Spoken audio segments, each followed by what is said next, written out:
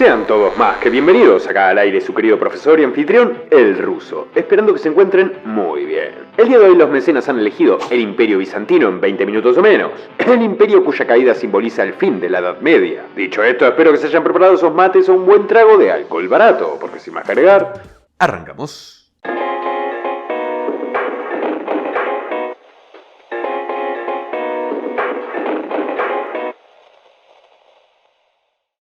Esta historia arranca con la crisis del Imperio Romano en general, y acá necesitamos mucho contexto que no comenté por razones de tiempo en el respectivo video, así que ahora te la vas a comer sin pretexto. En el año 284 después de Cristo, con el imperio completamente cogido, el emperador Diocleciano establece la tetrarquía, un sistema de gobierno donde a fin de optimizar la administración, divide al imperio en dos mitades, Occidente y Oriente, cada uno gobernada por un Augusto, Maximiano y Diocleciano respectivamente, y un César, Constancio Cloro y Galerio, subalterno / sucesores a efectos prácticos. Esta decisión no cumplió sus objetivos. A la muerte de los primeros Augustos tiene lugar lucha de poderes, guerras civiles, randoms autoproclamándose emperadores de Roma, mandan a matar cristianos, después reunifican el imperio y el cristianismo se vuelve religión oficial, después fundan Constantinopla en el año 330 y mudan la capital para ahí por motivos comerciales y defensivos. Esto es un poco lo que dije en mi video de la historia de Roma. No sabían qué poronga hacer. Si se dividían, la cagaban. Y si no se dividían, la cagaban. Hacer mierda a los cristianos o volverse cristianos. Ni siquiera sabían dónde mierda poner su capital.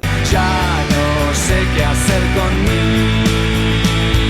Pero el quiebre definitivo se da tras la morición de Teodosio I en el año 395, el último emperador de la Roma unificada, quien vuelve a dividir el imperio, de nuevo, pero esta vez de una forma más definida, entre sus hijos, Honorio, quien gobernaría la parte occidental con capital en Rávena, que después se movería a la actual Milán, y Arcadio, quien gobernaría la parte oriental con capital en Constantinopla, y la que posteriormente sería protagonista de este video. Durante el siguiente siglo y medio, hubo una clara diferencia entre el gobierno de uno y otro lado. Uno era una mierda y el otro zafaba. El Imperio Romano de Oriente tuvo una mayor estabilidad económica y política, principalmente por su ubicación geográfica. Constantinopla, por lo menos al principio, porque después sería el saco de boxeo de los musulmanes, era una ciudad fácil de defender y comercialmente bien ubicada. Tenía grandes centros urbanos, rutas comerciales activas como la Ruta de la Seda y acceso al Mediterráneo oriental, siendo mucho más estable que el oeste. A esto le sumamos emperadores mucho más capaces, o por lo menos menos pelotudos, que realizarían reformas militares y manejarían mejor la diplomacia con sus enemigos, muchas veces mediante el soborno, además de entregar menos el culo, hablando mal y pronto. Casos a mencionar, los de Teodosio II, que mandó a construir las murallas teodosianas, y León I, que tendría los huevos para desligarse del control de los generales germanos.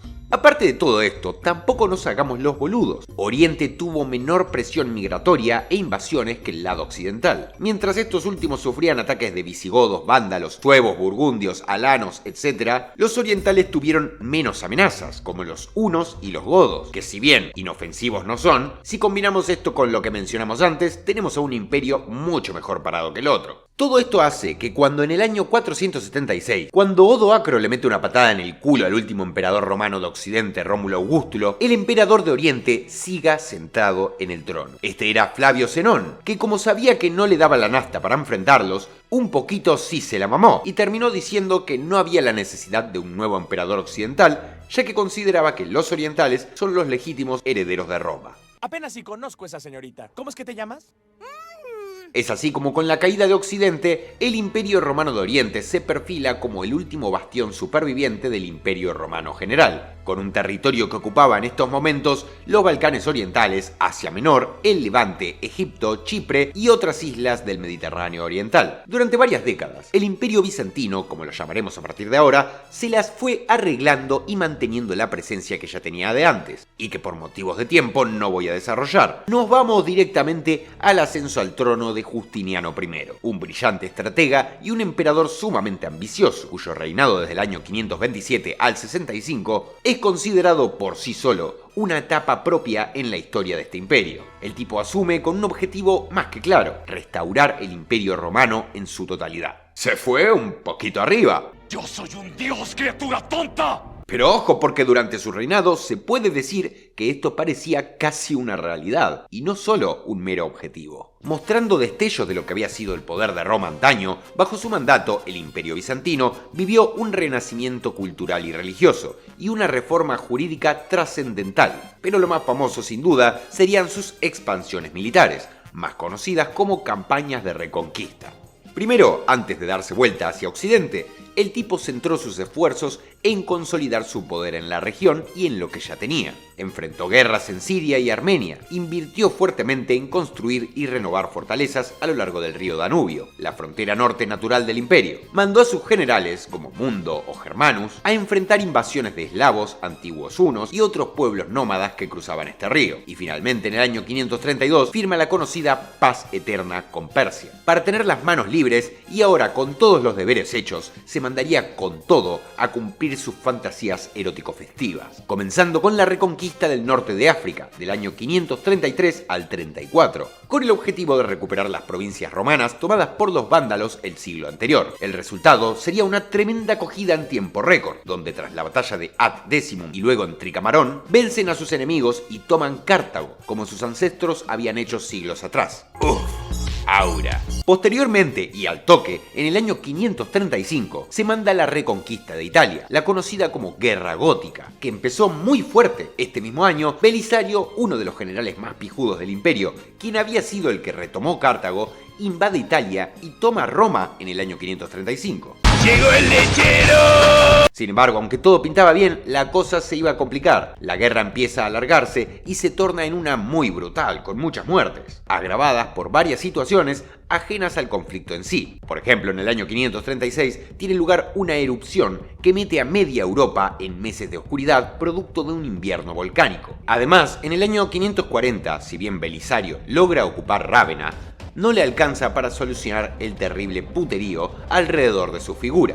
Tenía diferencias con Justiniano que desembocó en un cambio de mando del ejército. Y encima, como por si fuera poco, en el 541 tiene lugar la peste de Justiniano, una epidemia que se cogió gran parte de la población. Todo esto hizo que la guerra concluyera recién tras la batalla de Taginae en el año 552 y la de Montelactario en el 553, recuperando totalmente Italia al año siguiente. Habían recuperado el corazón del Imperio Romano, pero por lo crudo y largo del conflicto, habían recuperado un corazón destruido, con arritmia y hecho completamente pelota. Al mismo tiempo que pasaba todo esto, los visigodos pasaban por fuertes inestabilidades internas, una debilidad que Justiniano no dejaría pasar y los agarraría con los pantalones abajo en el año 551. Ni siquiera había logrado terminar de asegurar Italia y este ya los había atacado, anexándose una franja del sureste de Hispania con ciudades como Málaga y Cartagena.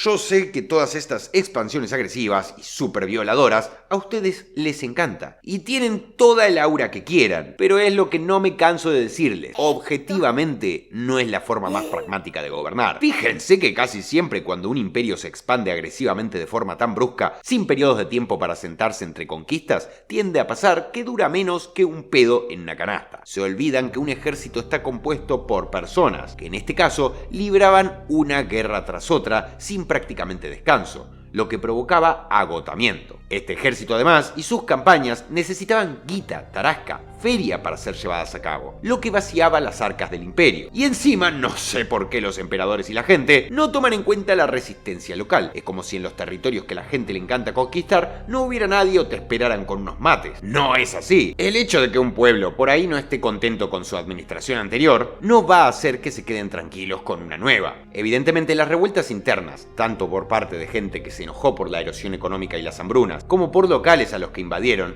no se hicieron esperar. Además aparecen luchas de poder internas, todo agravado por los eventos fortuitos que antes mencionamos y con la cereza de la torta de que evidentemente el emperador que llevó estas conquistas a cabo se va a morir eventualmente. ¿Y qué piensan que pasó con las conquistas después de eso? Tras la muerte de Justiniano, todas estas victorias se las tuvieron que meter una a una en el orto. El imperio, agotado, sin población y prácticamente en quiebra, no pudo evitar que los lombardos tomaran Italia, los visigodos Hispania y los bereberes y moros África, dando inicio a un periodo conocido como los siglos oscuros. periodo que al mismo tiempo coincidió con las épocas doradas de muchos imperios musulmanes, quienes no perdonaron el momento de debilidad y a partir del siglo VII arrancaron a romperles el culo con sus terribles sables de carne, morenos y sin circuncidar. Conquistaron Siria, Palestina, Egipto y el norte de África, dejando a Bizancio sin sus regiones más ricas. Los eslavos y búlgaros presionaban desde los Balcanes. Constantinopla sería puerteada cuantas veces se les ocurriera, sobreviviendo únicamente porque lo que más les gustaba a los musulmanes más que matarlos a ellos era matarse entre ellos mismos.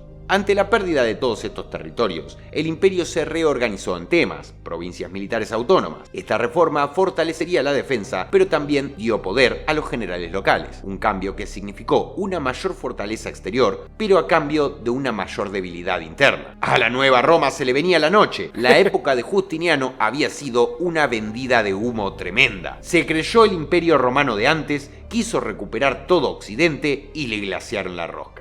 Parecía que su destino iba a ser el mismo que el de su imperio hermano. Y acá, adentrándonos al siglo VIII, tenemos que hacer una pequeña pausa y darnos vuelta para mirar a otro actor, que si bien es otra historia, la comparte con el imperio bizantino, y es el Papa. En estos años, la figura de este como líder espiritual y religioso del cristianismo había crecido a pasos agigantados, tanto que como no podía ser de otra forma, comenzaría una lucha de poder entre la figura del Papa y del emperador para determinar quién era el representante del cristianismo. Si bien no hubo una lucha armada directa, sí hubo una fuerte lucha política y un duelo de ajedrez que efectivamente acabaría ganando el Papa. Esto se vio reflejado primero con la iconoclasia, una feroz disputa ideológica y política sobre el uso de imágenes religiosas que dividió al imperio durante décadas.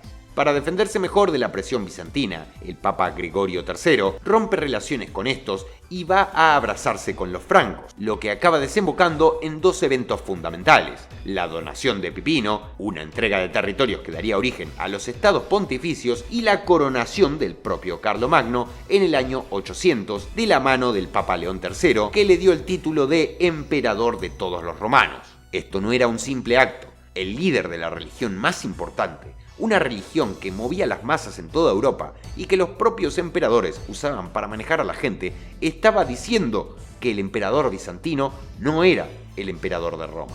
Este nuevo poder, alianzas, territorio, convirtió a los líderes religiosos en aquellos que justificaban el poder de los reyes mediante la selección divina. Antes de esto, era el emperador el que legitimaba el poder del Papa. A partir de ahora era al revés. El Papa legitimaba el poder del emperador. ¡Qué lindo puterío se nos armó!, ¿no? Para el imperio bizantino esto sería una patada directo a los huevos. Primero porque, como dijimos, no podían hacerle la guerra sino más. Estaba en una guerra diplomática sin muchas herramientas, porque para ese momento meterse con el Papa era meterse un tiro en el pie. Y para colmo, el Papa acababa sin darse cuenta de sentar las bases del Sacro Imperio Romano y había iniciado el aislamiento progresivo del Imperio Bizantino. ¿Qué es esa monstruosidad? ¿Monstruosidad? Usted está viendo el comienzo de una nueva especie.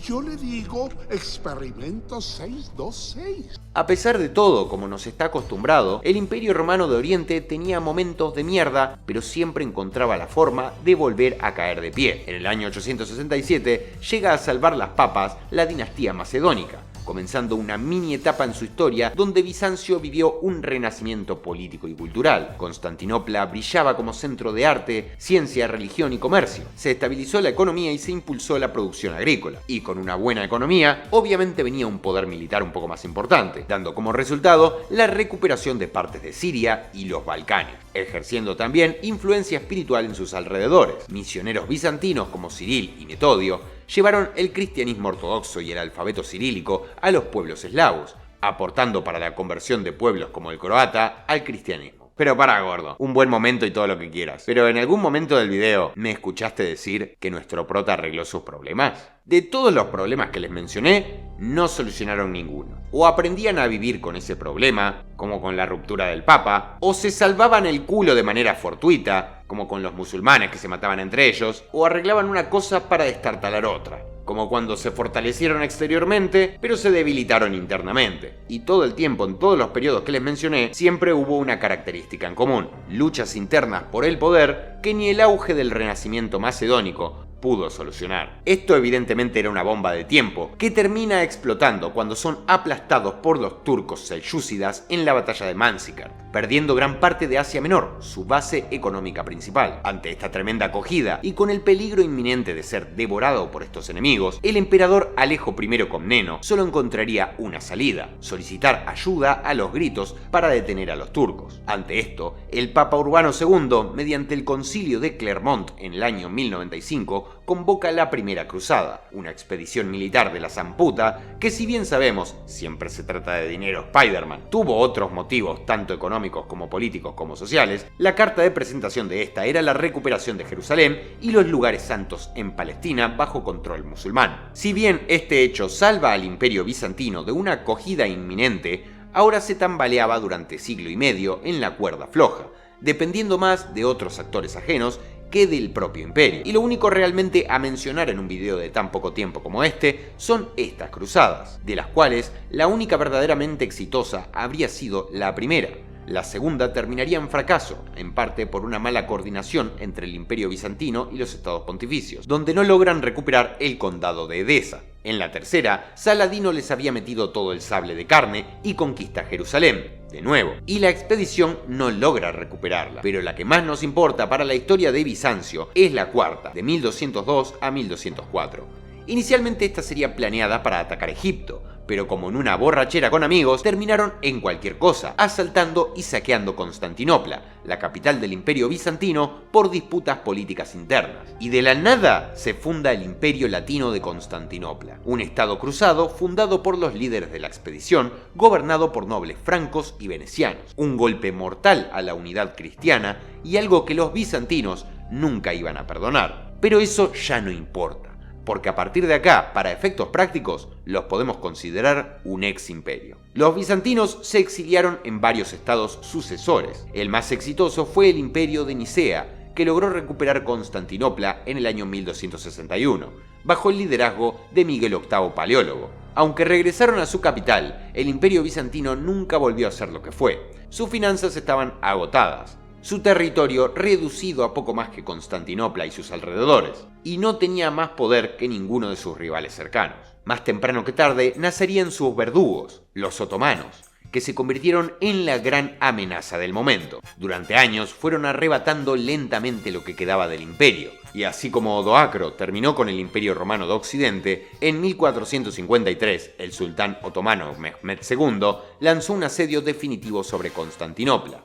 El emperador Constantino XI, Paleólogo, aguantó la toma todo lo que pudo, pero al final nada que hacer. El 29 de mayo, las murallas fueron superadas y Constantinopla cayó. El último bastión del Imperio Romano desapareció y comenzaba el dominio otomano en el sudeste europeo. El Imperio Bizantino no fue solo una extensión de Roma, fue un puente entre la antigüedad y la Edad Moderna, entre Oriente y Occidente. Un imperio que sobrevivió cuando todo parecía perdido y que influyó profundamente en la religión, la política, el arte y el derecho europeo. Viene del Imperio Romano, pero supo encontrar su propia identidad. De hecho, y lo dejé para el final a propósito, el Imperio Bizantino nunca se llamó Imperio Bizantino.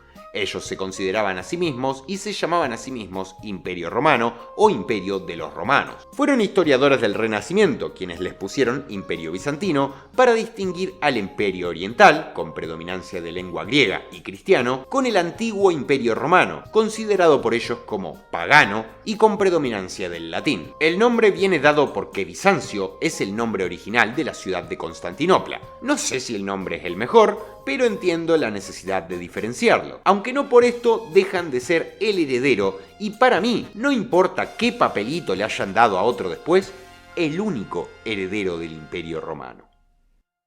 Chubli, por última vez, los papelitos no son valiosos. Y así concluye nuestro programa de hoy. Muchas gracias por haber estado de nuevo en el canal. Si te gustó, no te olvides de dejarme un buen like al salir y te invito a suscribirte para que no te pierdas el próximo. Agradezco a los miembros y patrocinadores del canal cuyos aportes monetarios ayudan a que me compre un mouse nuevo este fin de semana. Y a vos, que te quedaste hasta el final, que si te caigo bien y quieres hacer un poco más por mí, puedes dejarme en los comentarios las palabras "Recuperemos Constantinopla" para que el algoritmo haga lo suyo. Dicho esto y avisándote que pases a verme en Geek, que seguramente estoy ahora, yo me despido, esperando que tengas una buena semana. Buenas noches.